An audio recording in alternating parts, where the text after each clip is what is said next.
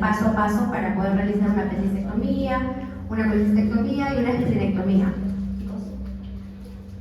Las indicaciones para tales procedimientos se dan un poco más en la parte de teoría de apendicitis, de colecistitis y tal, ¿no? Esta clase es más que nada para enfatizar en el paso a paso. Entonces vamos por partes. Como les mencionaba, la apendicectomía es uno de los procedimientos que realizamos con mucha más frecuencia, ¿no? Básicamente se trata de sacar el apéndice secal. Apéndice, obviamente por el órgano, ectomía viene de la palabra latina, pero que significa sacar, ¿no? Retirar del cuerpo. Entonces, recordemos un poquito.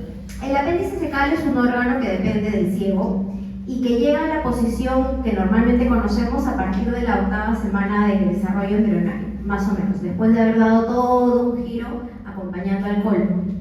Y su posición va a depender o puede ser diferente. No necesariamente está siempre en un mismo lugar. Puede ser retrocecal, puede ser subcecal, puede ser pélvico, preilial o posteroilial, ¿no? Aunque el 65% de las veces se encuentra retrocecalmente. ¿Okay? Esa es la posición más común, más frecuente. Puede tener un tamaño de 6 a 9 centímetros, aunque puede ser de 1 centímetro y llegar a ser hasta de 30 centímetros. Tener un diámetro externo de 3 a 8 milímetros y uno interno de 1 a 3 milímetros.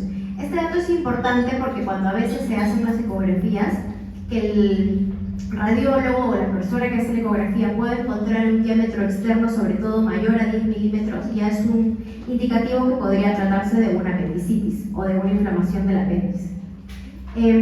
Obviamente está irrigada por la arteria apendicular. Esta arteria apendicular puede nacer, nace del tronco de la mesentérica superior, pero puede nacer directamente como una rama terminal, también podría nacer de una rama ilial o de una rama subcecal, ¿ok? Y por lo general el mesoapendicular, es decir, toda esa grasita por donde va la arteria, nace y viene detrás del ilio, ¿ok? Está inervado por el plexo mesentérico superior y por los nervios vagos, y su drenaje linfático es a través de los vasos linfáticos iliocólicos que llegan hasta la cisterna del quilo, ¿no? Van al mesentérico superior y de ahí hasta la cisterna del quilo. En cuanto a la histología, sabemos que tiene serosa, muscular, submucosa y mucosa. Es en esta submucosa donde se presentan agregados linfoides que le dan esa forma de critas glandulares y que le dan la función principal que tiene el apéndice, que básicamente es de ser un órgano inmunitario. Esta es una foto histológica del apéndice donde se pueden ver las glándulas y las criptas. Y lo que nos concierne. El apéndice, como les comenté, puede localizarse en diferentes partes del abdomen, sobre todo en el cuadrante inferior derecho, pero lo que siempre va a ser común es de que nace del ciego y que hacia atrás tiene como referencia el músculo psoas y los nervios crurales que nacen por ahí. Hacia adelante tiene obviamente la pared abdominal y hacia la parte medial tiene el epiplom y el intestino delgado, ¿ok? Lo que les estaba diciendo hace un momento era esto de acá. Voy a darle un poquito de zoom. Listo. A ver, esta arteria apendicular, que por lo general es una, aunque en algunas ocasiones también puede ser una anterior y una posterior, puede nacer de la rama ilial, de la parte terminal de la mesentérica superior, como puede nacer también de las ramas que van hacia el ciego, igualmente de la mesentérica, o puede nacer directamente de la mesentérica. Esto es importante en el momento que nosotros disecamos y comenzamos a hacer el proceso de la apendicectomía.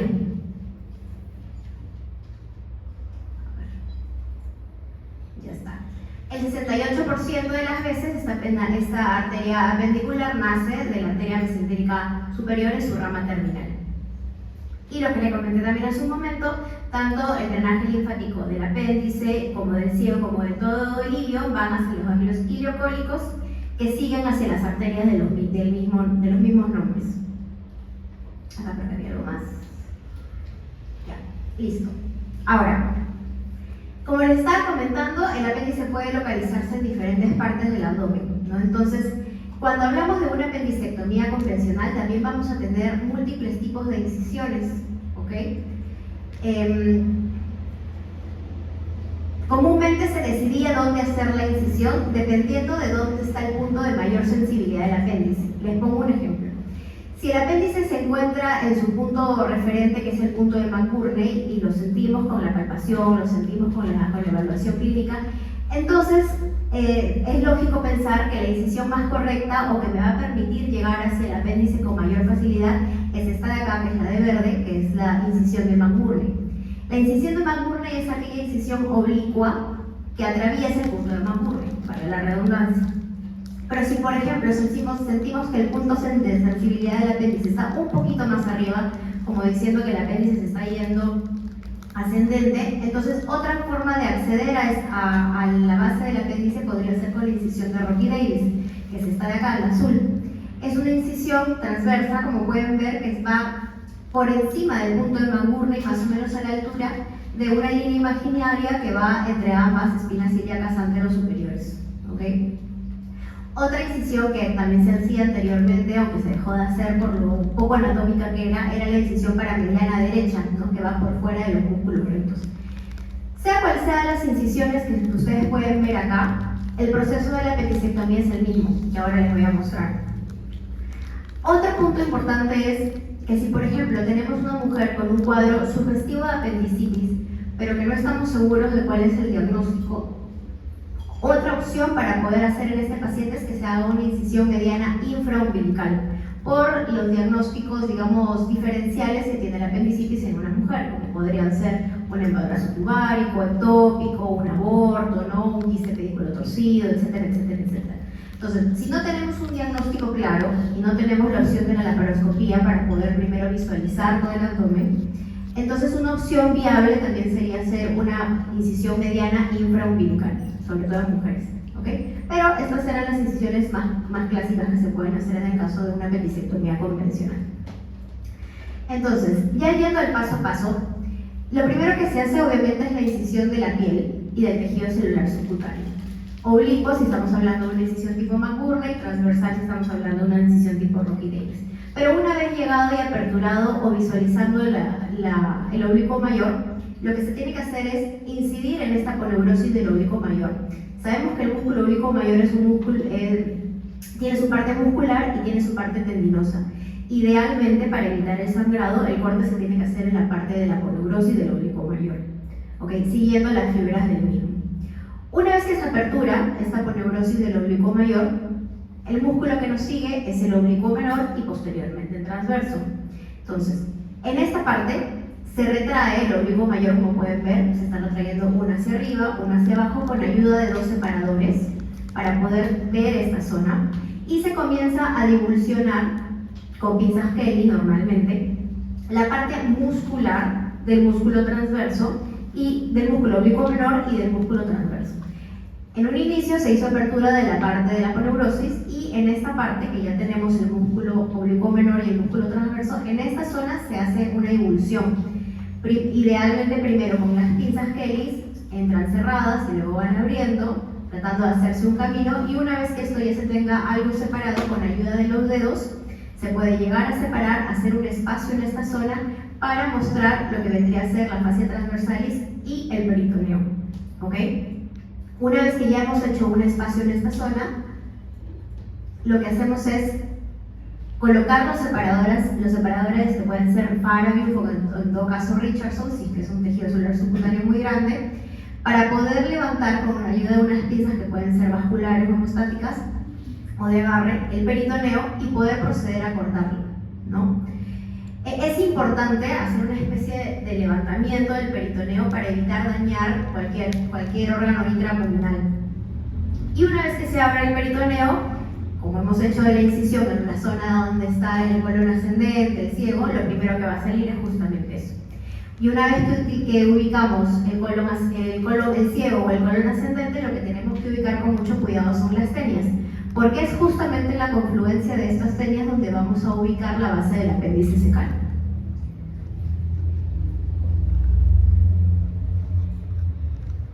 Entonces, seguimos por ahí. Una vez que ya hemos identificado las tenias, comenzamos a traccionar gentilmente ubicando la confluencia y, como les decía, ahí es donde vamos a ubicar la base del apéndice secal. Una vez que ubicamos la base, tratamos de encontrar hacia distal, la parte más distal del apéndice secal, y con ayuda de una pinza lo que hacemos es traccionar el mesoapéndice para que la arteria pendicular pueda hacer su aparición. Como les dije en las primeras diapositivas, normalmente el mesopendicular viene detrás del ilion, entonces esa también es una forma de identificar cuál vendría a ser el mesopendicular y dónde podría estar la arteria pendicular. Entonces, como ven en la imagen, este vendría a ser el ciego, la confluencia, la base apendicular, la parte proximal, la parte distal, y acá la pinza lo que está haciendo es agarrando el mesenterio en la parte distal para poder tensionar y poder ubicar la arteria pendicular. Una vez que se ubica la arteria pendicular, lo que se hace es una ventana a nivel del meso con una pinza que puede ser codo, que puede ser una Haynes, y una vez que esto ya está identificado, que ya tenemos, digamos, individualizada la arteria pendicular, procedemos a hacer la hemostasia, ligadura y sección.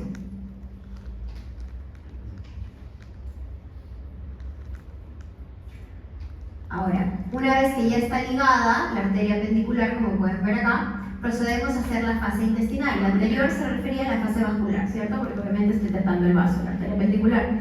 Y ahora pasamos a hacer la parte intestinal, que vendría a ser la parte de la ligadura de la base apendicular.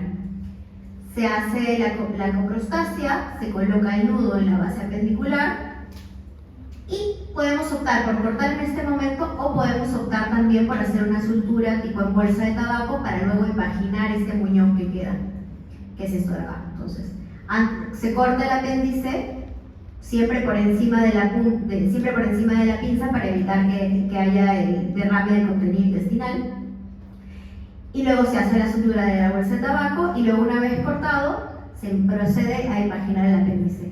A esta se le conoce como apendicectomía anterógrada. ¿Qué quiere decir anterógrada? Que primero hago la fase vascular y luego comienzo a disecar desde la parte distal hacia la parte proximal del apéndice secal, ¿ok? Es la que comúnmente se hace.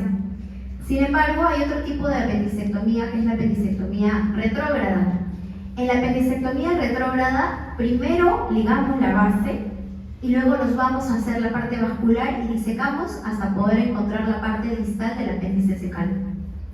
¿En qué casos se utiliza la apendicectomía retrógrada? Hay veces que el apéndice tiene una posición como esta de acá, ¿no? Que se encuentra retrocecal subserosa. ¿Qué quiere decir eso? Que se encuentra en el retroperitoneo, en la parte de atrás, o incluso se puede encontrar detrás del ilium. Entonces, entramos, vemos y no encontramos el apéndice, por más que comenzamos a buscar y por más que estamos encontrando la confluencia y las teñas, no se encuentra la parte distal del apéndice. Entonces, ¿qué se hace? Se hace esto de acá. Se identifica la base, se liga la base y luego comienzo a buscar retrogradamente la parte distal del apéndice, haciendo hemostasia poco a poco de la arteria pendicular. ¿Okay? Como les digo, sobre todo se realiza en apéndices que no se encuentran fácilmente, ¿no? O que hay mucha inflamación alrededor y no dejan ver toda la longitud del apéndice secal. Una vez que se hace la apendicectomía propiamente dicha, es decir, el retiro del apéndice secal, se procede a cerrar la cavidad en la apendicectomía convencional. Clásicamente lo que se hace es cerrar el peritoneo con una sutura reabsorbible con puntos continuos. También se pueden colocar puntos tipo colchonero en el músculo si es que estos presentan mucho sangrado. Y finalmente se procede a cerrar la aponeurosis del oblicuo mayor con puntos continuos también. Esto que les he hablado se lo voy a mostrar con un video para que sea un poquito más fácil de identificar todo lo que les digo. En este caso, los cirujanos han hecho una incisión de Rocky Davis en la piel y con el electrocauterio están empezando a cortar el tejido celular subcutáneo. Ahí están encontrando la aponeurosis del oblicuo mayor, están colocando unos separadores y, como ven, en la parte que es la aponeurosis es donde se hace el corte. Entran con los dos separadores para retraer la aponeurosis del oblicuo mayor. Esa es la forma correcta de utilizar el separador, como que cabalgando y luego jalando.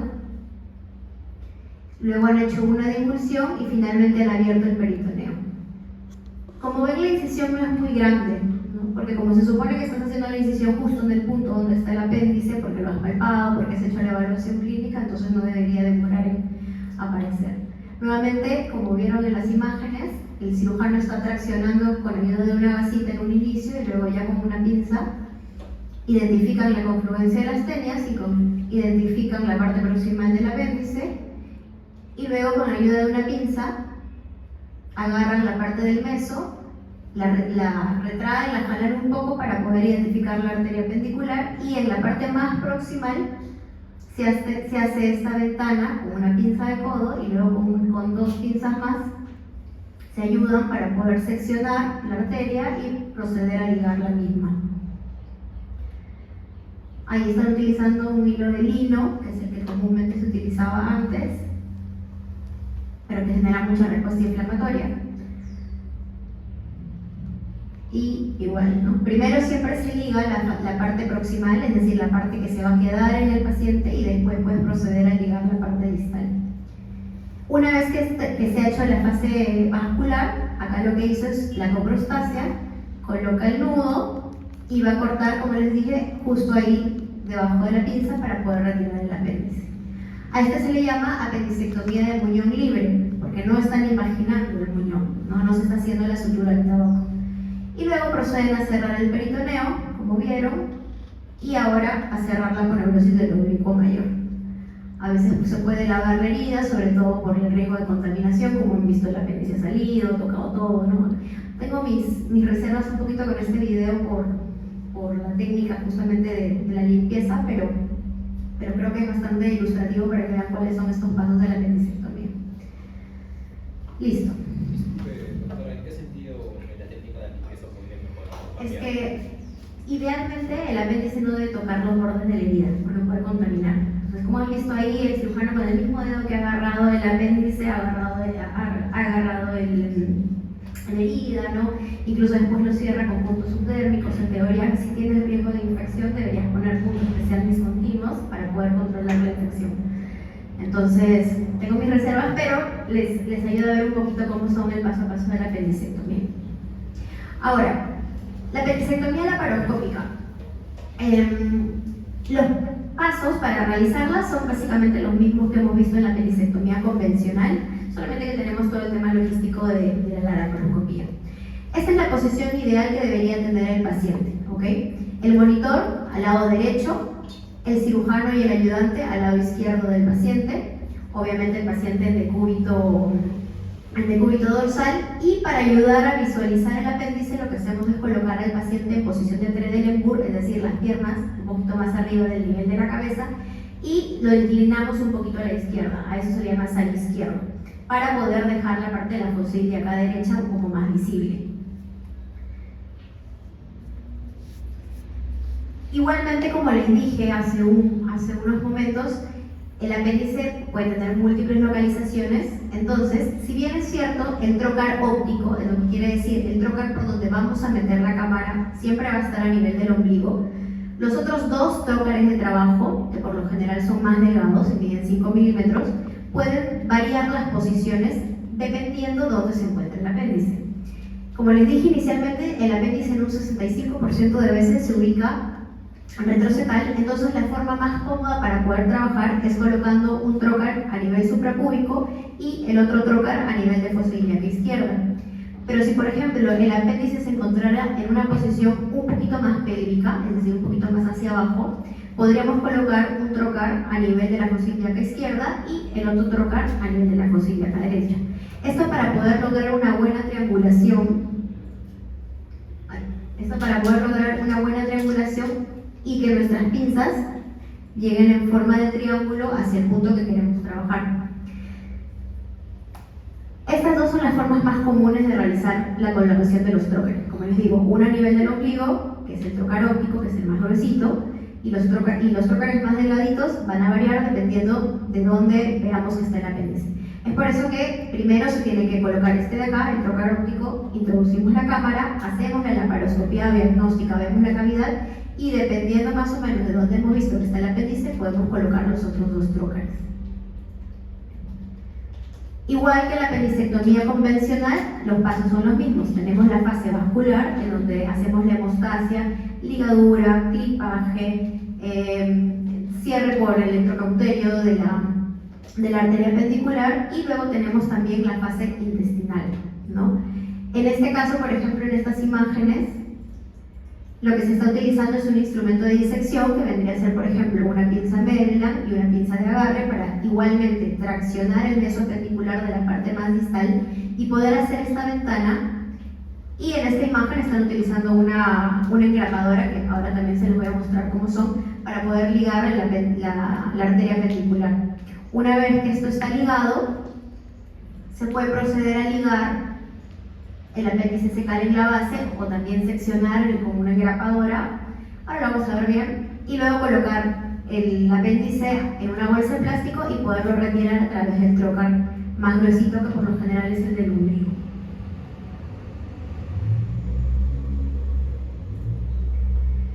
A ver, este es otro video para que lo puedan entender un poco mejor. A ver, ahí ha ingresado la cámara y comienza a hacerse la laparoscopía diagnóstica. ¿Qué quiere decir eso? Comenzar a evaluar cuadrante por cuadrante. Una vez que se evalúa cuadrante por cuadrante y ya tenemos claro un diagnóstico, podemos colocar los trócares. Acá está colocando un trócar en fosa ilíaca izquierda. Sabemos que se trata de una mujer por el útero que es en el fondo, y el otro trócar lo está colocando suprapúbico. Una vez que se colocan los trócares, se busca nuevamente el colon y la confluencia de las tenias. Acá está el colon. Se comienza a buscar la confluencia de las tenias, que vendría a ser esta zona, y una vez que ya la encontramos el apéndice y lo buscamos hasta la parte más distal. Una vez que tiene identificado el apéndice, se tracciona para poder, digamos, mostrar en qué zona se encuentra la arteria pendicular, que vendría a ser esta de acá. Y en este caso lo que va a hacer es la sección del mesopéndice con electrocauterio. Es decir, esta pinza, que es una pinza de disección, pero que también puede hacer las veces de hemostasia, empieza a generar calor en la zona del mesoapéndice y por ende donde está la arteria pendicular. Y una vez que hace la hemostasia, y en teoría la arteria pendicular ya está coagulada, comienza a disecar. Y comienza a disecar el mesopéndice pegado al apéndice secal. Es importante que se avance con bastante cuidado de no dañar el apéndice para no aperturarlo, y de llegar siempre hasta la base apendicular, porque hay casos en los que se deja una buena cantidad de apéndice y termina siendo un nuevo caso de apendicitis, que se le llama como apendicitis del muñón apendicular. Entonces es importante identificar bien la base. Acá, por ejemplo, está separando el peritoneo, que viene desde la pared hasta el apéndice. Entonces ahí ya lo ha secado, ya lo ha terminado de retirar, lo ha terminado de disecar, y ahora sigue disecando hasta la parte de la base del apéndice, el tercio proximal y la base. Esta parte ya está liberada, entonces ya tenemos completada la fase vascular, que se ha hecho mediante hemostasia, mediante electrocauterización, y ahora lo que queda hacer es la fase intestinal. Si mal no sé, ya todos han llevado a cabo la práctica de apendicectomía en los conejitos, ¿verdad? ¿Todavía no han llevado todos? Bueno, con los conejitos obviamente van a utilizar hilo, seda, para poder hacer la fase intestinal, ¿ok? Acá también se está utilizando un hilo, que en este caso es el Vicryl, que es lo que normalmente utilizamos. Y lo que han hecho es hacer un nudo extracorpóreo, es decir, han realizado el nudo fuera, y lo que están haciendo es introducir este nudo con el bajanudos para poder ajustar en la parte de la base apendicular y poder ligar el apéndice. Entonces, colocan un primer nudo, lo cortan, y luego van a proceder a colocar un segundo y un tercer nudo. Esta parte voy a adelantarla un poquito. Este es el segundo nudo, por seguridad, si el primero está flojo, que también no siempre se realiza. Y finalmente, acá está, un tercer nudo para poder cortar en el medio de ambas y que no haya salida del contenido intestinal que se encuentra dentro del apéndice.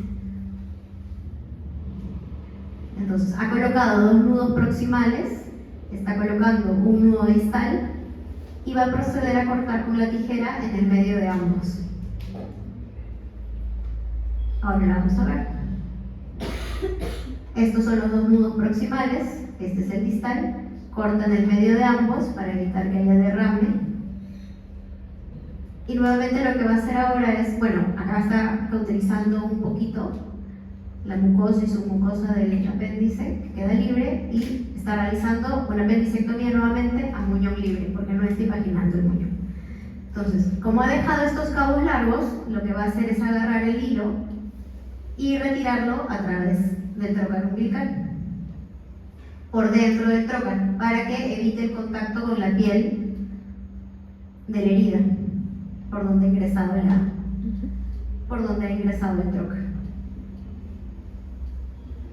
Y ya está, apéndice afuera. Se entra nuevamente a revisar a ver si hay algún tipo de sangrado, si hay líquido, a ver si es necesario lavar algunas veces también. Como ven, los pasos son los mismos que con la apendicectomía convencional. La única diferencia es pues el abordaje y la utilización de pinzas y cámaras, ¿no? Todo lo que conlleva la cirugía laparoscópica, pero el procedimiento es básicamente el mismo. ¿Hasta ahí alguna duda? ¿Todo claro? Listo.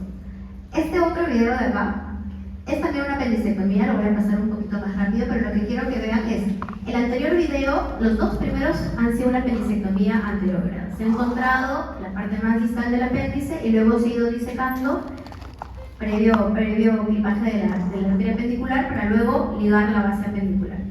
En este video, si bien es cierto, sí se identifica la parte distal del apéndice, van a primero ligar la fase proximal del apéndice y luego van a hacer la fase vascular. Y a esto se le conocería como una apendicectomía retrógrada. Acá nuevamente están identificando el colon. ¿Este es el mismo, creo? No. Sí, entonces es este. Sí, este es el otro. Vamos a adelantar un poquito para que lo puedan ver.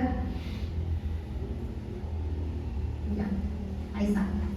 Acá han identificado el ciego, la confluencia de las tenias, aquí está el tercio proximal del apéndice. Llegan a identificar la parte distal, traccionando, pero como el meso está cortito, es decir, viene de acá atrás del ilion y está cortito, ¿ve? Este es el ilion, la válvula iliocecal, este vendría a ser el ilion, el meso vendría a ser este de acá, y como está cortito, y se presta también esta zona para poder trabajar de esa manera, van a hacer la ventana en esta zona de acá, pegada a la base del apéndice, y van a proceder a hacer la fase intestinal de la apendicectomía. En este caso están utilizando una grapadora, ¿ya? Estas grapadoras literalmente son eso, son unos instrumentos endoscópicos que tienen 2 líneas de grapado, normalmente a veces hasta 3 líneas de grapado. ¿Qué quiere decir eso? 3 líneas de grapas menores de 1 milímetro y que grapan y que a la vez cortan. Entonces, ahí ha colocado, ya está. Ahí ha colocado, por ejemplo, la grapa, acá tiene 2 líneas de grapado, una línea acá, otra línea acá, ha cortado y luego del otro lado también hay una línea de grapado, 2 líneas más de grapado. Entonces, digamos, esto nos facilita y nos disminuye el tiempo quirúrgico, ¿no? Es más fácil. No en todos lados hay, normalmente se utilizan los hilos, como han visto en el primer video, pero es importante que también sepan que este tipo de instrumentos los tenemos para poder abordar a los pacientes por la laparoscopia. La verdad es que la mayoría lo hacemos con hilo porque no es algo que haya tan frecuente, ¿no? Y bueno, si en el otro caso vimos que habían hecho la hemostasia mediante electrocoagulación, en este caso vamos a ver que utilizan otro tipo de manera de hacer la hemostasia. Acá lo que está haciendo es con el hook tratando de liberar un poquito y luego van a clipar. Entonces, no hay una sola, a lo que quiero llegar, no hay una sola forma de hacer las cosas. Se puede ligar con hilo, se puede grapar, se puede poner clip, se puede también utilizar el electrocauterio, pero la idea es revisar y ver bien que la fase vascular esté bien sellada, que no haya ningún tipo de sangrado y que el muñón quede también bien fijado, ¿no? Que quede bien sellado. Entonces, igual acá han puesto hilos, van a cortar y van a proceder a hacer esa disección desde proximal hacia distal. Esta vendría a ser entonces una apendicectomía retrógrada, ¿ok? Cuando primero identificamos y manejamos la base apendicular y luego hacemos todo lo demás hacia distal, y los dos primeros videos han sido de una apendicectomía anterógrada. ¿Preguntas? Nada. Sí. Tres. Vamos con tiempo. Listo. Entonces, esos dos, tres videos que les he mostrado son básicamente de casos clásicos de apendicectomías convencionales y laparoscópicas. ¿Okay? Como les digo, la idea de esta clase es que se lleven en claro cuáles son estos pasos, porque las indicaciones ya las van a ver en su clase de teoría de apendicitis y tal. Entonces, ahora seguimos con la colecistectomía. El 99.99% de cirugías de vesícula, lo ideal es hacerlas por laparoscopía, pero todavía hay zonas, o todavía es importante también reconocer un poco de cómo se podría hacer una colecistectomía convencional. Regresando y revisando también un poco de la anatomía, porque cirujano que no sabe anatomía está frito. O sea, tiene que saber de todas maneras la anatomía para poder ubicarse en el espacio, para poder manejar, para poder saber qué variantes anatómicas hay. Y si no sabe eso, pues difícilmente va a poder realizar cualquier procedimiento por mucha habilidad que tenga en las manos. Entonces, los reparos anatómicos, el lugar, lo que puedes encontrar, lo que no puedes encontrar, es importante saberlo. La vesícula podemos dividirla en tres partes: en un fondo, en un cuerpo y en la parte del cuello. El fondo de la vesícula es el que normalmente podemos llegar a palpar debajo del reborde costal, debajo de la 10ª costilla, cuando hay una colecistitis, cuando hay un aumento de volumen de la vesícula. Y una de las partes más importantes para saber manejar es la parte del cuerpo de la vesícula, porque como ven en la imagen está en íntimo contacto con la rodilla duodenal por la parte posterior y también con el hígado en su porción visceral, normalmente entre el lóbulo derecho y el lóbulo cuadrado. Muchas veces también tiene conexión con o no conexión, pero sí está adyacente al ángulo hepático del colon, y obviamente la parte del cuello, que es la que contiene la que forma esta bolsita circular que se le conoce como bolsa de Hartmann, es bastante importante porque es la que ya está adyacente no solamente al conducto cístico, sino a este de acá, que vendría a ser primero el hepático común y luego hacia abajo el colédoco. Este conducto cístico puede medir de 2 a 3 centímetros de longitud y por lo general mide de 2 a 3 milímetros de ancho. Eso es lo normal. Si vemos que es un conducto que está mucho más ancho, podemos sospechar que hay pasaje de alguna piedra o de barro biliar. La vesícula está irrigada por la arteria cística, que también puede tener variantes, ¿no? La arteria cística puede nacer de la arteria hepática derecha, puede nacer de la arteria hepática propia, puede nacer de la arteria gastroduodenal, en casos muy raros puede nacer de la arteria hepática común. Hay varias variantes. La más frecuente es que nazca de la arteria hepática propia. ¿Okay? Y otro concepto bastante importante para poder manejar los procedimientos de las colecistectomías es la identificación de los dos triángulos: el triángulo de Boudet o el triángulo hepatocístico, que es el que se forma entre el cístico, el hepático común y el reborde hepático, ¿okay? Y que su contenido es la arteria cística, ¿ya? Y luego está el triángulo de Calot, que anatómicamente es el que se describe como el que se forma entre la arteria cística, el conducto hepático común y el conducto cístico. Este de acá vendría a ser el triángulo de Calot y este de acá vendría a ser el triángulo hepatocístico o de Boudet, ¿okay? Ambos son importantes de identificar cuando hacemos una colecistectomía laparoscópica o abierta, porque si no se identifican bien estas estructuras, lo peor que nos podría pasar es realizar una lesión de vía biliar. Es decir, que estamos pensando que estamos trabajando en el cístico, pero que estamos trabajando en realidad en el hepático, y le ponemos un clip o ligamos esta zona y al paciente lo desgraciamos de por vida. Entonces, estos dos triángulos son súper importantes, que debamos manejarlos y que debamos identificarlos durante la cirugía. Y bueno, la función de la vesícula, que básicamente es almacenar y liberar bilis, formar piedras cuando está enferma. Y bueno, vamos con el procedimiento en sí. Para acceder de manera convencional a la vesícula biliar, tenemos dos tipos de incisiones básicamente. A diferencia del apéndice, que había muchas zonas de abordaje porque el apéndice puede estar localizado en cualquier zona, Con la vesícula biliar es una sola zona donde normalmente se localiza, entonces las clásicas incisiones son esta subcostal o de Kosher, y también se puede acceder a ella a través de una mediana supraumbilical, ¿ok? Normalmente se accede con esta incisión, la mediana supraumbilical, cuando también queremos acceder a la vía biliar, no solamente a la vesícula, sino también a la vía biliar.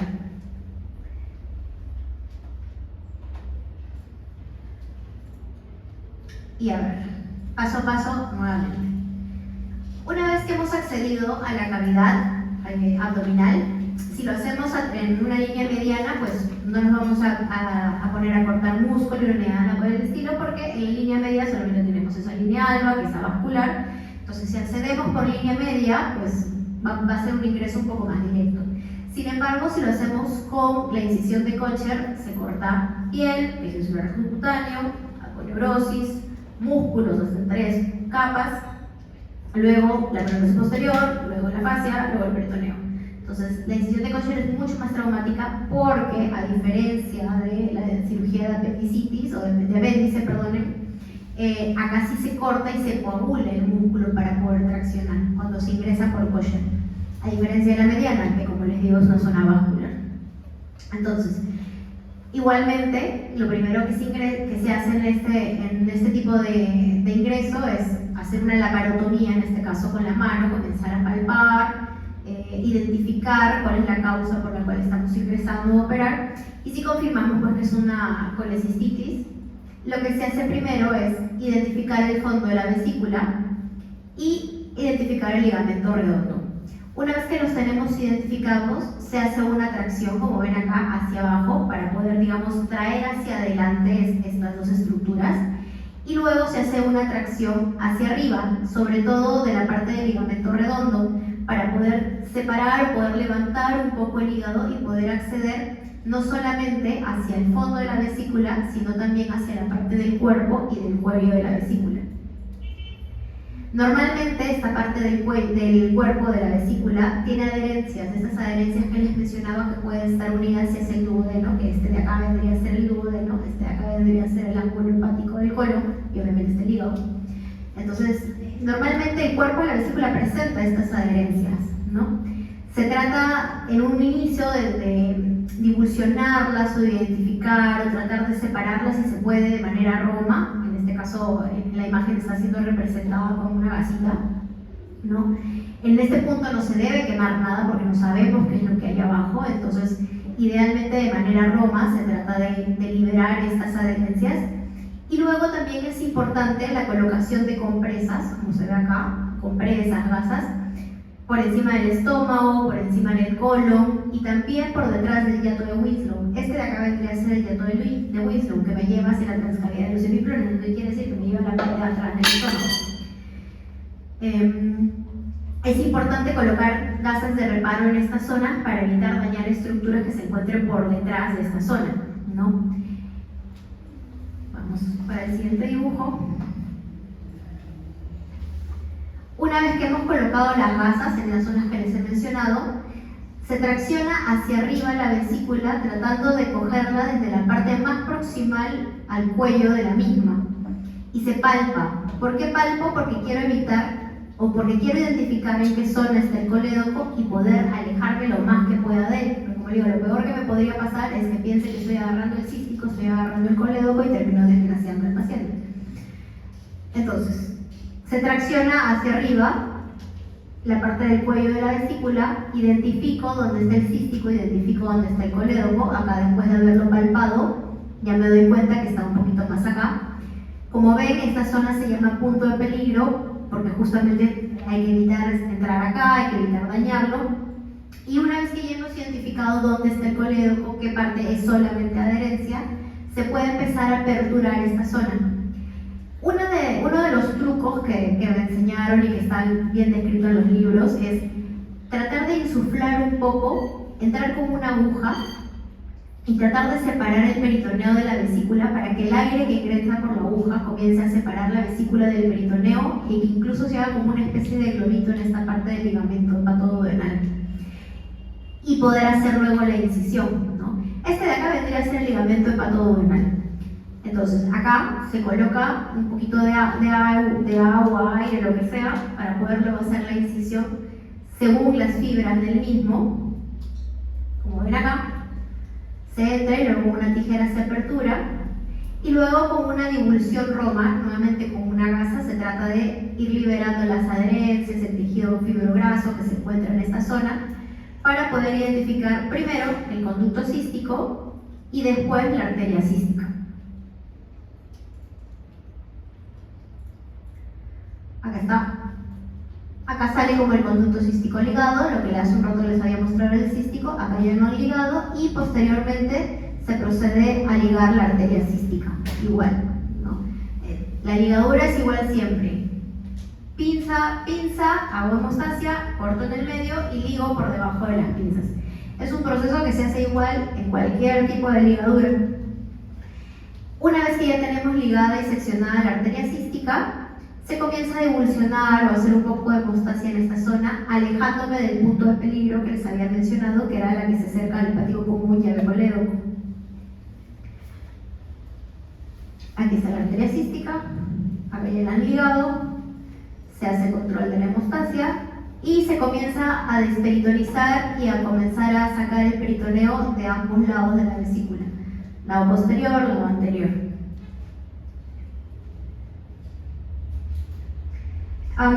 Este video es de una colecistectomía convencional. La verdad es que no se ve muy bien. Voy a dejarle las clases, así que si desean lo pueden ver después, porque la vesícula está bastante profunda.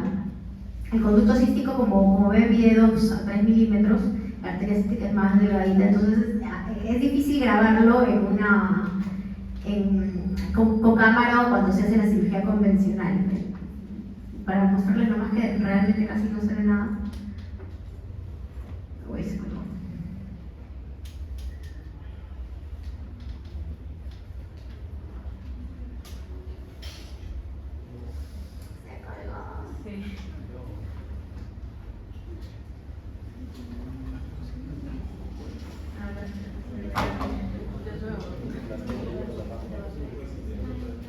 ¿Siempre se cuelga? Sí, obvio.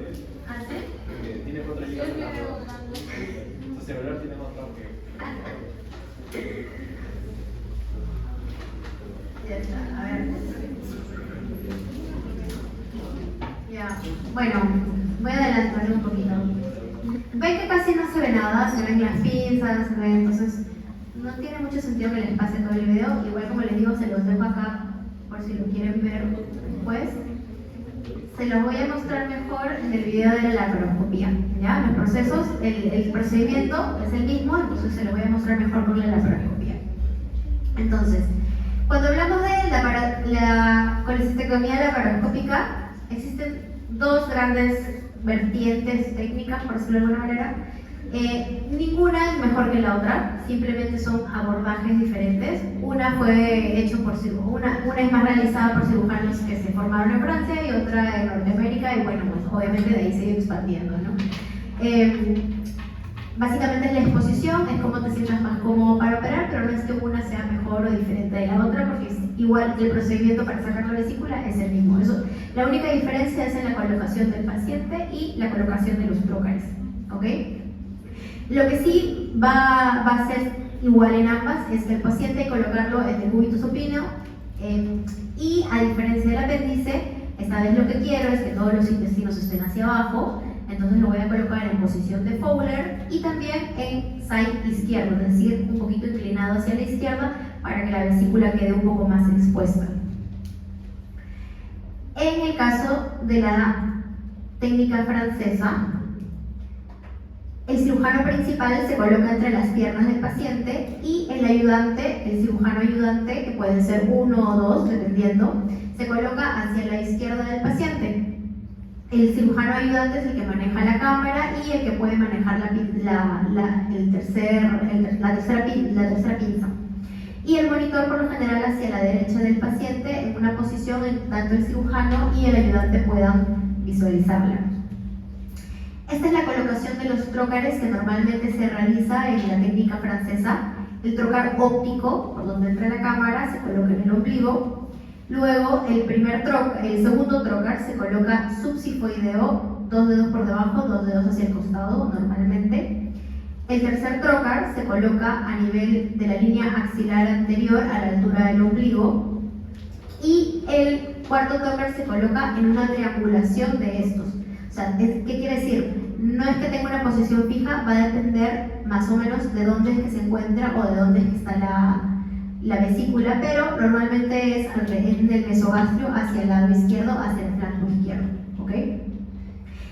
Este de acá y este de acá son las pinzas del cirujano, es decir, el tercer trocar y el cuarto trocar son las pinzas que va a utilizar el cirujano principal, y el segundo trocar, la segunda colocación, este de aquí, va a ser el que utilice el ayudante para levantar la vesícula. Entonces, ¿por qué les digo que esto va a depender de la triangulación? Porque si yo tengo la vesícula acá, acabo mi triangulación con esta zona, y si la tengo un poco más allá, de repente voy a tener que colocarlo un poco más cerca al ombligo o un poco más alejada si es que mi vesícula está por acá. Entonces, este de acá puede variar un poquito la posición. Normalmente este trocar es de 10 porque entra la cámara, que es gruesa, y este de acá también es de 10/11 porque introducimos otras pinzas un poquito más gruesitas. Y esta vendría a ser la técnica americana. En la técnica americana, tanto el cirujano como el ayudante se colocan a la izquierda del paciente, las piernas están cerradas en este caso, y la enfermera instrumentista se coloca a la derecha del paciente, y la pantalla igual tiene que estar directo a los ojos del cirujano y del ayudante para poder trabajar. En este caso, los trocares se colocan de esta manera.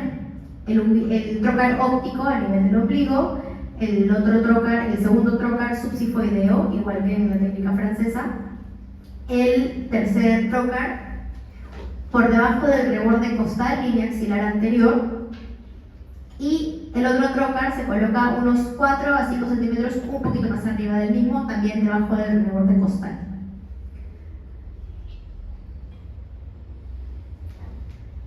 Los pasos son básicamente los mismos, para resumir, para poderlo ver en el video. Exploramos la cavidad abdominal haciendo una laparoscopía, liberamos las adherencias peritoneales y exponemos el bacinete, igual lo que se mostró en las imágenes anteriores. Se identifica el triángulo de Calot y es necesario e imprescindible, y esta es la parte más importante de la cirugía, poder identificar el conducto y la arteria cística y estar seguros que se trata del conducto y de la arteria cística, ¿okay? Para luego proceder a la ligadura del corte y la disección y disinserción de la vesícula biliar. De esta parte de acá que les menciono, de identificar el conducto y la arteria cística, es que viene esto de acá, que es digamos, el dogma de todo cirujano cuando opera las vesículas, es tener una visión crítica de seguridad, y que siempre que operamos una vesícula debemos cumplir estos 3 criterios. El primero es identificar el triángulo hepatocístico y que éste esté libre de todo tejido graso y fibroso.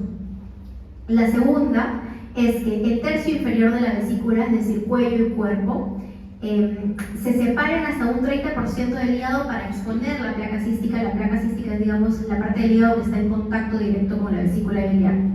Y el tercer criterio, el tercer punto, es que se vean solo 2 estructuras que entran en la vesícula biliar. Básicamente es que cuando estemos operando, antes de hacer cualquier ligadura o sección, tengamos esta vista. En esta vista podemos ver, solo hay 2 estructuras que entran a la vesícula biliar, no hay más. Toda esta parte del triángulo hepatocístico está libre de tejido graso y fibroso, no se ve nada de grasa, no se ve nada de fibrosis, y la vesícula está liberada hasta en un tercio de la parte posterior de la placa cística. Entonces, si tenemos esta visión, podemos ligar con tranquilidad. Sabemos que el conducto hepático, que el conducto colédoco están lejos, que no lo vamos a lesionar. Sabemos que no hay ningún vaso o ningún conducto accesorio que está llegando a la vesícula biliar, o al menos ninguno principal que podamos dañar. Entonces, lo ideal es de que todo cirujano, antes de ligar, pueda tener esta visión que completa estos 3 criterios de seguridad. Porque si no, podemos producir lo que se llama la lesión de vía biliar. Okay, es otro cuento, es otra historia, es otra clase, pero esta es la visión que deberíamos tener siempre antes de proceder a hacer la colecistectomía.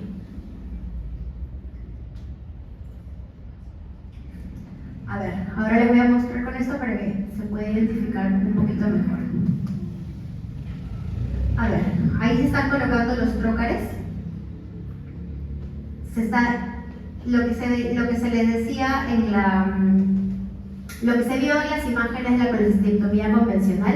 Primero se jala la vesícula hacia abajo y luego se tracciona hacia arriba para poder tener exactamente esta visión, ¿no? Estás traccionando la vesícula hacia el hombro derecho del paciente para poder exponer no solamente el fondo, sino también el cuerpo y bacinete. Con ayuda de una pinza de disección, lo que se está haciendo es liberar esas adherencias que están del epíplon hacia el cuerpo de la vesícula. Esta es la parte del cuerpo de la vesícula y también están liberando la parte del cuello, y ahora lo que van a hacer es la liberación del triángulo de Calot, es decir, identificar el triángulo de Calot mediante la disección. Se tracciona la vesícula igual que en la cirugía convencional desde la parte del cuello, como pueden ver acá, y se levanta, se eleva, para poder dejar esta parte en tensión, ¿no? Y una vez que esta parte está con tensión, se comienza a desperitonizar.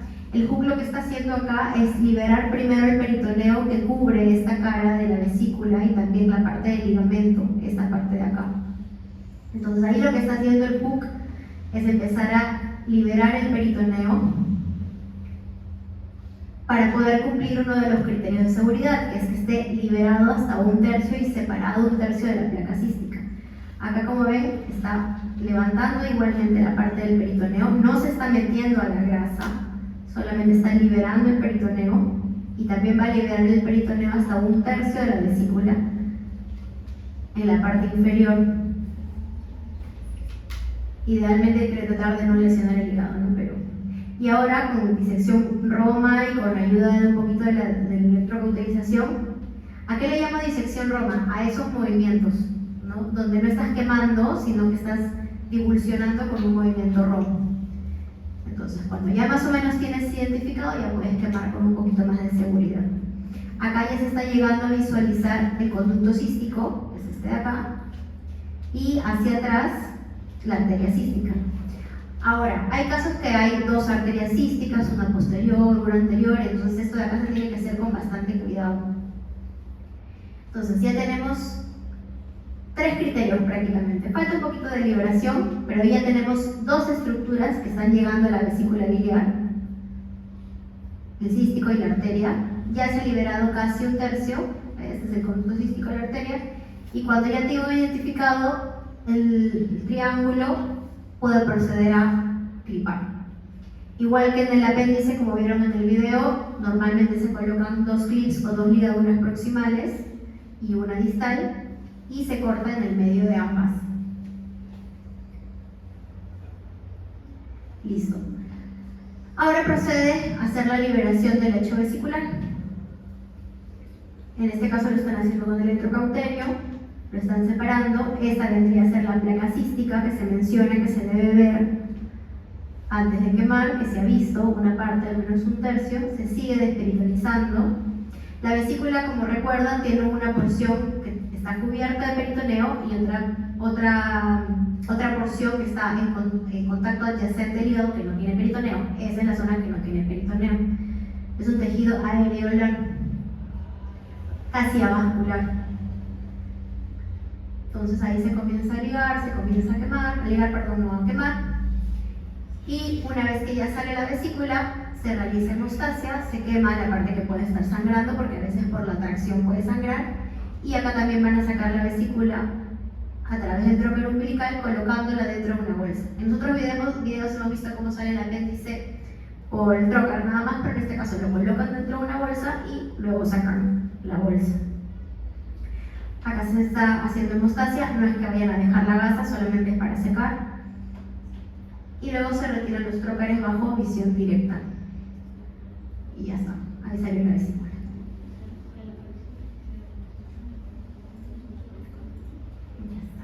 ¿Alguna duda de la colecistectomía? ¿Quedó claro? Lo más importante son los tres criterios de seguridad.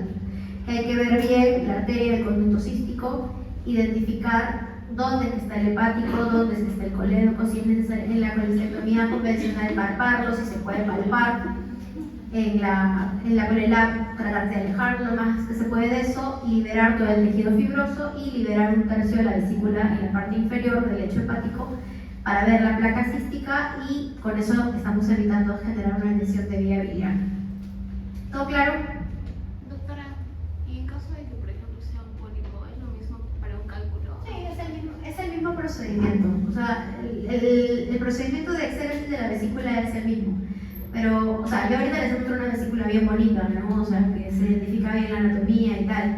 Pero hay vesículas y vesículas, ¿no? Hay vesículas que están inflamadas, que las piedras deforman la vesícula y se implantan en la vía biliar. Entonces, se busca hacer el procedimiento el mismo, pero hay otros recursos que se pueden utilizar, ¿no? Por ejemplo, este tipo de colecistectomías, si hemos ido de la parte proximal a la parte distal, esta es una colecistectomía retrógrada, ¿ya? Igualito que con el apéndice. No, esta vendría a ser una colecistectomía retrógrada, la que les he mostrado con el video. Pero hay casos en los cuales realmente no se puede identificar el triángulo de Calot y tenemos que hacer una colecistectomía anterógrada. ¿Qué quiere decir eso? Empezar desde el fondo y comenzar a avanzar poquito a poquito para poder llegar hasta el triángulo de Calot, ¿no? Y si no se identifica, pues la dejo ahí. O sea, abro la vesícula, la corto, hago una colecistectomía parcial, que podría ser a lo Marfan o al Torek. Y ahí quedó, ¿no? Si no se llega a identificar el conducto de Calot, es preferible hacer una colecistectomía parcial que arriesgarse a lesionar la vía biliar. ¿Alguna otra pregunta? ¿Nada? Listo, seguimos. Ya. Este tema es bonito, pero es un poco más tedioso porque todos conocemos que el apéndice tiene la arteria penicular y todos conocemos que la vesícula tiene el conducto cístico y la arteria cística, y eso es lo que hay que disecar. En el caso del vaso, no es más difícil, pero tiene más estructuras anatómicas, tiene más relaciones anatómicas, tiene más ligamentos anatómicos, entonces es importante recordarlos y conocerlos para poder saber cómo abordarlo, ¿ok? Y bueno, recordemos que el vaso se encuentra en el cuadrante superior derecho, cuadrante superior izquierdo del hipocondrio izquierdo. Se encuentra a la izquierda del estómago, por encima del ángulo esplénico y por delante del páncreas. Se encuentra en una zona del abdomen, pero que está en íntimo contacto o que está casi a la altura también del seno costodiafragmático izquierdo. Es decir, que hay una zona que podría considerarse que está a la altura del tórax y hay otra zona que está intraabdominal totalmente. Acá se lo voy a marcar.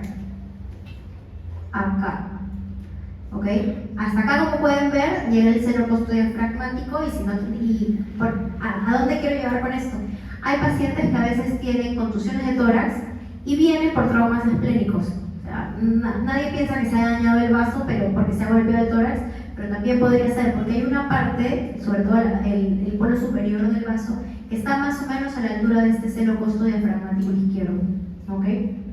Ahora, lo que les decía hace un momento, el vaso tiene unos elementos de sostén que los mantienen en el sitio, que básicamente se pueden dividir en dos muy importantes.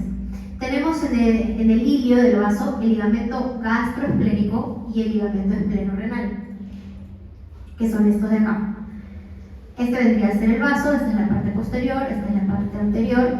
Cuando hablamos de pedículos, hablamos de ligamentos que llevan vasos, ¿cierto? Eso lo sabemos para anatomía. Entonces, en el caso del vaso, tenemos el ligamento gastroesplénico, gastro, que va del estómago hacia el vaso, y el ligamento espleno-renal, ¿ok?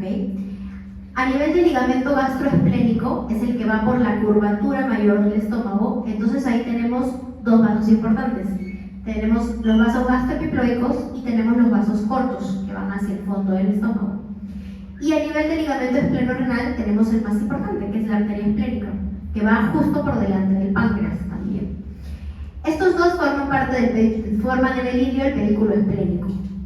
Luego tenemos otros ligamentos menores. ¿Por qué menores? Porque son avasculares, no llevan vasos, pero igual forman elementos de sostén, ¿ok? Estos de acá son, primero, el ligamento, el primero es el ligamento gastroesplénico, que sí lleva vasos. Luego tenemos el ligamento freno-esplénico, freno porque va desde el diafragma hacia el vaso.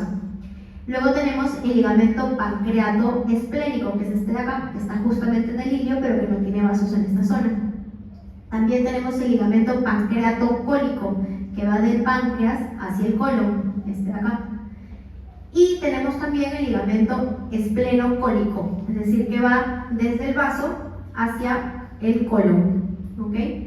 Además del pliegue preesplénico, que es este de acá, que es, no se ve, allá. El pliegue preesplénico, que es el que va por delante del ligamento gastroesplénico, ¿ok? Esta parte de acá no tiene vasculatura, el de atrás sí tiene vasculatura, ¿no?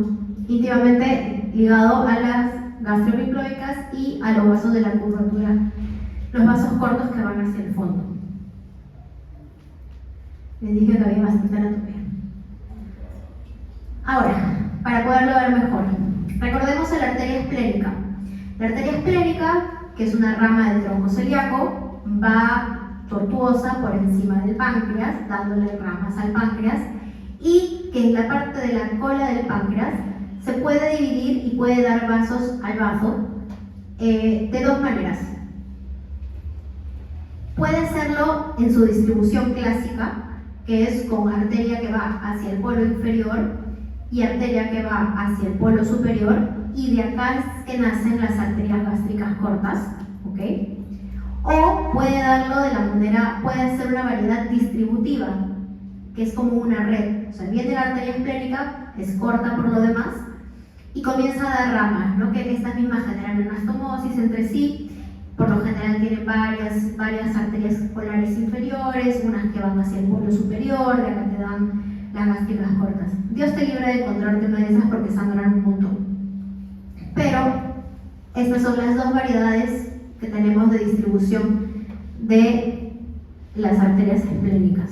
Entonces, nuevamente, acá tenemos el tronco celíaco, la arteria esplénica, que va por encima del páncreas con sus dos arterias, polar inferior, polar superior, la polar superior, que me da los vasos cortos del estómago y que se dirigen hacia el fondo. ¿Por qué es importante esto? Para que puedan reparar, para la redundancia, los reparos anatómicos y poder ver bien cómo es que se basa la esplenectomía en el video que les voy a mostrar también. A ver.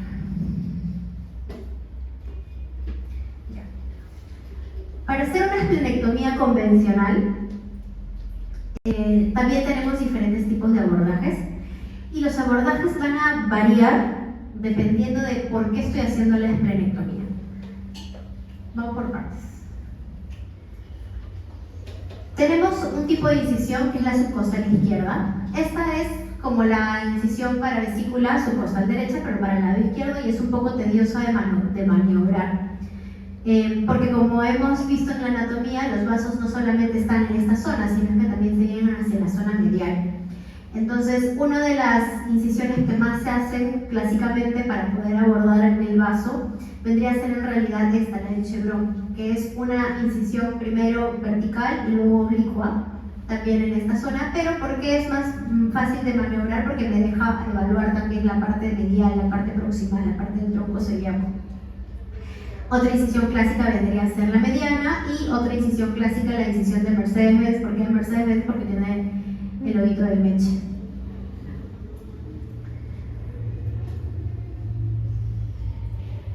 Y ya está. Ahora, ¿por qué haríamos las esplenectomías? Básicamente tenemos dos tipos de indicaciones para hacer la esplenectomía.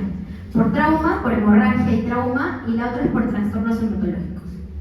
Por eso haríamos una esplenectomía, ¿no? Entonces, si hablamos de que es un paciente que ha tenido hemorragia secundaria o traumatismo, lo que yo quiero ver, lo que yo quiero controlar, y lo primero que quiero hacer es identificar si efectivamente tengo que sacar todo el vaso o si puedo hacer una esplenectomía parcial, es decir, o cauterizar o poner punto para el sangrado. Eso es una cirugía conservadora, ¿ok?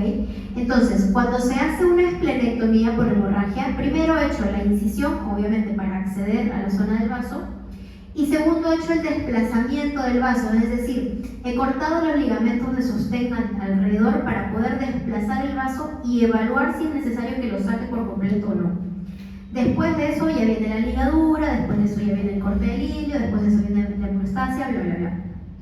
Pero en el caso de una hemorragia, lo que quiero que quede claro es que primero hacemos la exposición del vaso para ver si es necesario sacarlo por completo. En el caso de trastornos hematológicos, como ya vienen con una indicación de esplenectomía clara, lo que más me importa es realizar primero una buena hemostasia y después el desplazamiento del vaso. Entonces, en este caso, primero se hace la incisión, la ligadura de las arterias, después el desplazamiento, después cordolilio y lo de siempre, la hemostasia, el drenaje y el cierre. ¿Okay? Esa es la gran diferencia entre una esplenectomía por traumatismo a una esplenectomía por trastornos hematológicos. ¿Qué es lo que se hace? Tenemos dos formas de abordar el vaso. ¿Por qué tenemos dos formas? Justamente por lo que les estaba comentando. Si primero tenemos el abordaje por la vía anterior, es decir, vamos a ligar primero los pedículos o los ligamentos que se encuentran de adelante para atrás. El primer ligamento que nos encontraríamos sería el ligamento gastrocólico. Entonces, hacemos la incisión y luego accedemos a la transcavidad de los epiplones, esa cavidad que se encuentra por detrás del estómago. ¿Cómo hacemos eso? Pinzando, cortando y ligando la parte izquierda del ligamento gastrocólico. Ligamento gastrocólico por donde va la arteria y la vena gastroepiploica. ¿Okay? Una vez que hemos cortado esta zona donde está la arteria gastroepiploica y accedemos a la transcavidad de los epiplones, vamos hacia la parte de atrás del vaso, vamos a poder identificar la arteria esplénica, que justo va por encima del páncreas. ¿Okay? Localizamos la arteria esplénica y luego de esto que la hemos localizado, la hemos ligado, vamos por los vasos cortos. Estos vasos cortos que salían de la arteria esplénica en su polo superior, pasamos a ligarlos y a cortarlos y seccionarlos en esta zona. ¿Okay? Una vez que hemos ligado esta parte, podemos desplazar el vaso cortando los ligamentos, como se ve acá, y una vez que lo hemos desplazado, ya podemos seccionar la arteria y la vena esplénica en esta zona. Y luego procedemos a hacer la exéresis del vaso. Que quede claro acá, vía anterior, primero corto ligamento gastrocólico, arteria y vena epiploica, localizo arteria esplénica que está por encima del páncreas, después paso a liberar los vasocortos y después comienzo a liberar todos los ligamentos que no tienen vascularidad y que mantienen el sostén del vaso para poder hacer la exéresis. ¿Okay? Ese es un abordaje vía anterior, de adelante hacia atrás. Y es el que normalmente se utilizaría, como les digo, en un vaso que tiene algún trastorno hematológico y que primero quiero hacer la ligadura y que después quiero hacer la exéresis del vaso. Ahora, el abordaje por vía posterior, como pueden ver en la imagen, se ve un vaso que está machacado. Este es el que normalmente se hace cuando primero quiero ver si es necesario sacar el vaso o no. Lo que se hace es sostener el vaso hacia la línea media y cortar todos los ligamentos, el espleno renal, el freno esplénico y el espleno.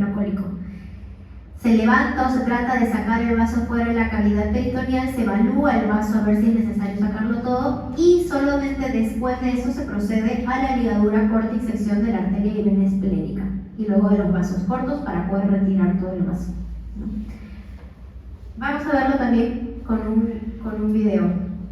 Pero antes mencionar los pasos de la esplenectomía laparoscópica que son muy parecidos a los del abordaje posterior. En este caso, al paciente, como ven, igual se le coloca el decúbito lateral, en este caso derecho, intermedio. El trocar óptico igual se puede colocar a nivel del ombligo o se puede colocar incluso un poco más arriba. El segundo trocar se coloca a nivel subcostal y el otro trocar se coloca a nivel de flanco izquierdo. Por lo general también es un poco más grueso para poder maniobrar. Y al paciente se le coloca un poco en hiperextensión para poder manejar esta zona del hipocondrio izquierdo. Se aborda... vamos a verlo mejor con un video. Ahí está. Ahí está. Una vez que han ingresado los trócares, lo que está haciendo acá es liberar o levantar y llevar el colon transverso con el epiplón, que es todo esto de acá, para poder exponer la parte del ligamento freno-cólico. ¿Okay? ¿Por qué freno-cólico? Porque está yendo desde la pared hacia el colon. Acá lo está liberando con un tipo de bisturí armónico. Esta de acá es como una especie de sostén, como una especie de hamaca que se le hace al vaso para que el vaso se pueda sentar, ¿no? Entonces ahí pero como pueden ver es avascular. Entonces acá lo que está haciendo es liberar lo que nombra. Este acá vendría a ser el colon transverso, este acá obviamente el vaso, más arriba está el estómago, y acá vendría a ser una de las arterias esplénicas del polo inferior. El vaso es grande, entonces, ¿ven? Este ligamento le hace como una especie de camita, como una especie de hamaca al vaso para que el vaso se pueda asentar. Y lo primero que está haciendo es liberarlo. Una vez que libera esta zona, que ha disecado esta zona, está tratando de llegar hacia la arteria del polo inferior para poder ligarla. Nuevamente, igual que cualquier ligadura de vaso, se hace una ventana para luego poder ligar los vasos. Aquí está haciendo la ventana para poder identificar, me parece que esta es la vena del polo inferior, y le va a poner un clip y luego el siguiente para poder cortar en el medio. Este es un abordaje posterior inferior.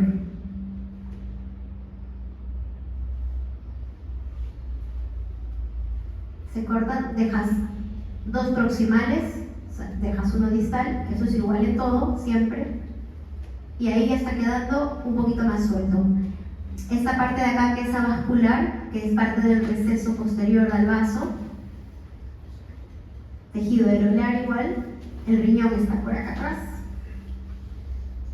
Entonces esto donde está sentando el vaso se está disecando. Como ven es avascular, entonces se puede empezar a disecar de manera roma o con el bisturí.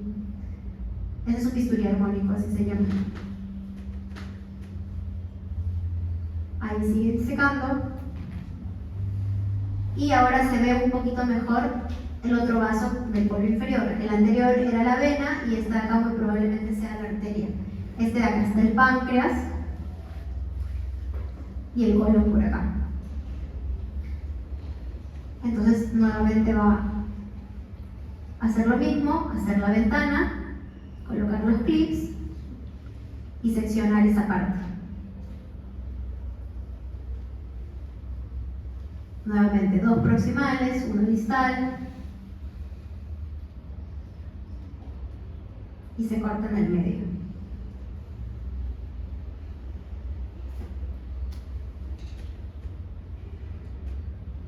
Ya tienes libre el polo inferior del vaso.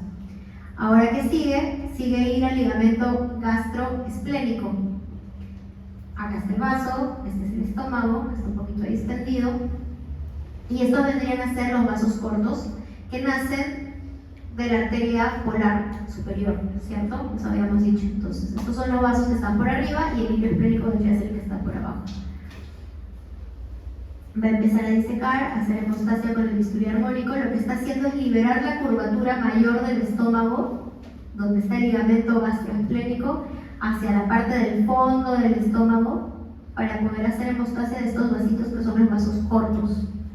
Acá se ven un poquito anchos porque se trata de un tumor de vaso, entonces por eso están un poco dilatados, pero en realidad no se ven así, son bien delgaditos. Sigue disecando y sigue cortando esa parte. Y entonces, si ya tiene cortos, ya ha seccionado las arterias y venas del polo inferior, ya ha cortado las arterias de los vasos cortos que están para arriba, quedaría ligar solo el hilio principal, que es donde está la arteria esplénica y la vena esplénica, ¿cierto? Entonces este vendría a ser el hilio esplénico. Todo esto es el vaso y hemos cortado los vasos para abajo y por arriba quedaría ligar la arteria esplénica. Es importante hacer esa separación que vieron hace un rato del tejido alveolar que estaba por detrás del vaso para separarlo bien del páncreas. Porque a veces, sin querer, como el páncreas también es medio amarillo, se confunde con grasa y se puede cortar sin darse cuenta. También Dios les libre de una fístula pancreática. Bueno, acá están utilizando ese stapler, que es el que vimos, ¿se acuerdan? Con el apéndice. No solamente sirve para poder engrapar y seccionar el tejido intestinal, sino también para vasos. Acá Acá se libró de una, no quiso disecar más, le pusieron las grapas, seccionaron las grapas, por adelante, por atrás, haces un poquito más de fascia, sigues liberando esta zona, que es tejido vascular, parte del ligamento esplenorenal, está por atrás, y listo, ya está el vaso fuera. Entonces un abordaje inferior, que es el que se utiliza, inferior y posterior, que se utiliza más en la laparoscopía. Una mezcla, ¿no?, entre abordaje posterior y anterior. ¿Alguna duda con respecto a la esplenectomía? Ya. Como ya se termina la hora, vamos a revisar rapidito las preguntas que les hice. No, no van a ser tan fáciles.